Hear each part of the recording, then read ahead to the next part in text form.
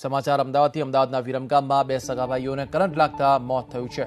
આકાશી પર લોખંડના પાઇપથી પતંગ પકડવા જતા બંનેને કરંટ લાગ્યો અને તેના કારણે આ દુર્ઘટના સર્જાઈ। શહેરના નૂરી સોસાયટી વિસ્તારમાં બની છે આ ઘટના। બીજા માળે ધાબા પરથી લોખંડની પાઇપથી પતંગ પકડવા જતા વીજ શોક લાગતા ઘટના સ્થળે બંનેના મોત નીપજ્યા। ઉત્તરાયણના પર્વ પર પતંગ દોરાથી કપાવવા, ધાબા પરથી પડવાની સહિતના ઘટનાઓ બનતી હોય છે, ત્યારે લોકોએ સાવચેતીની સાથે ઉત્તરાયણની ઉજવણી કરવી જોઈએ।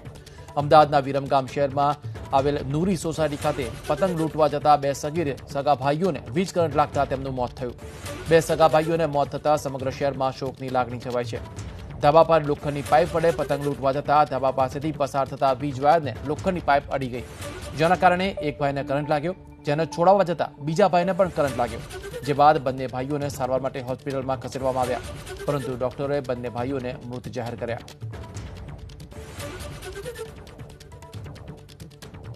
સાવચેતીની સાથે ઉત્તરાયણ કરવી જરૂરી છે, કારણ કે આ પ્રકારની ઘટનાઓનું પુનરાવર્તન ના થાય તેનો તકેદારી રાખવાની પણ જરૂર છે।